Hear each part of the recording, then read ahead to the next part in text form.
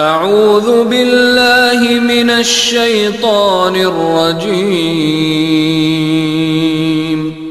بسم اللہ الرحمن الرحیم۔ سورۃ اللہب، یہ سورہ فیل سے 7ویں سورت ہے۔ سیرت کا نقطہ کیا ہے؟ حضور علیہ السلام کے مشن کے دشمنوں کا کیا بنا، دین دشمنوں کا کیا حال ہوگا، دین کے خلاف سازشیں کرنے والوں کا حشر کیا ہوگا۔ سورۃ اللہب، بسم اللہ الرحمن الرحیم۔ تبت یدا ابی لہب وتب، ابو لہب کے دونوں ہاتھ ٹوٹ جائیں اور وہ ہلاک ہو جائیں۔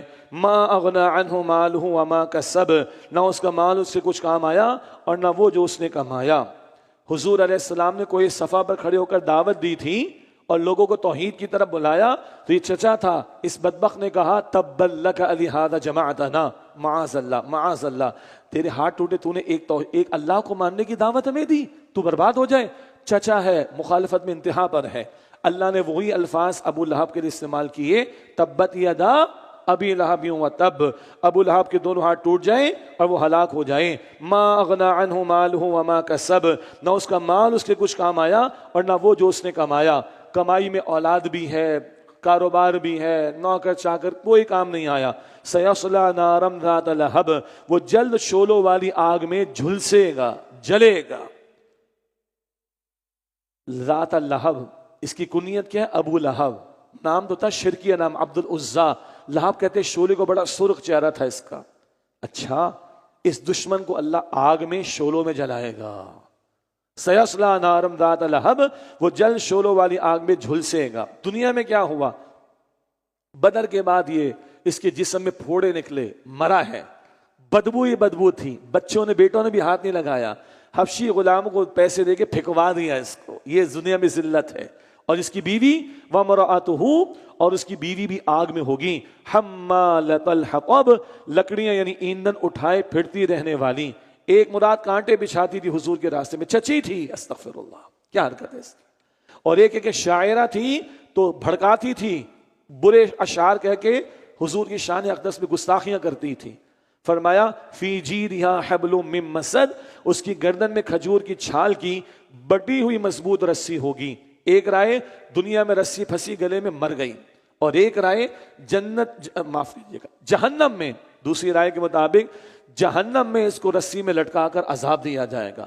یہ بدترین جوڑا ہے زمین پر۔ دشمن تھا کس کا؟ نبی علیہ الصلوۃ والسلام کا۔ دشمن رسول، گستاخ رسول، یہ انجام ہوگا۔ یہ اللہ تعالیٰ سورہ لہب میں بتا رہا ہے۔ یہ 7 صورتیں ہو گئیں، فیل سے لے کے لہب تک، سیرت کا ایک ایک نقطہ آ گیا۔ اب سورہ اخلاص۔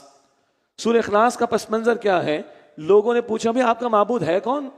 ایک کی بات کرتے معبود کیسا ہے؟ تو اللہ تعالیٰ نے سورہ اخلاص عطا فرمائی۔ پیارے آدمی، اللہ ان کی حفاظت کرے، وہ کہتے ہیں it's a 4 line definition of God. جو اس میں فٹ وہ معبود حقیقی ہے، اور اللہ کے سوا یہ 4 باتیں کسی پر صادق نہیں آ سکتی۔ It is only fitting for اللہ سبحانہ و تعالیٰ دی آل مائٹی، یہ اللہ رب العالمین ہی کے لیے ہے۔ 4 آیات میں اللہ کا تعارف۔ یہ حضور کی محبوب صورت ہے۔ فجر کی 2 سنتیں، دوسری رکعت میں سورہ اخلاص۔ مغرب کی 2 سنتیں، دوسری رکعت میں سورہ اخلاص۔ طواف کے بعد کی 2 سنتیں، 2 رکعتیں، سورہ اخلاص دوسری رکعت میں۔ اور وتر کی تیسری رکعت میں سورہ اخلاص۔ ہر نماز کے بعد سورہ اخلاص اللہ کے نبی تلاوت کرتے، رات کو سوتے ہوئے سورہ اخلاص کی حضور تلاوت کرتے۔ حضور کی بڑی محبوب صورت ہے۔ ایک صحابی اکثر ہر نماز میں سورہ اخلاص کی تلاوت کرتے۔ کسی نے شکایت لگائی، حضور نے بلوایا بھائی تم کیوں ایسا کرتے ہو؟ حضور مجھے اس سے محبت ہے، جاؤ کرو، تمہیں اس سے محبت ہے، اللہ کو تم سے محبت ہے۔ اللہ اکبر کبیرہ۔ بسم اللہ الرحمن الرحیم۔ قل هو اللہ احد، آپ فرما دیجئے وہ اللہ ایک ہی ہے، اکیلا، دی اونلی۔ یہ ہے توحید وجود، اصل وجود اللہ کا ہے۔ ہم سب تو اس کے فضل و کرم سے وجود رکھتے ہیں، توحید وجودی۔ اللہ الصمد، اللہ بے نیاز ہے۔ یہ ہے توحید ربوبیت۔ صمد کے معنی قبیلے کا سردار، سب اس کی طرف جاتے ہیں، وہ کسی کے پاس نہیں جاتا۔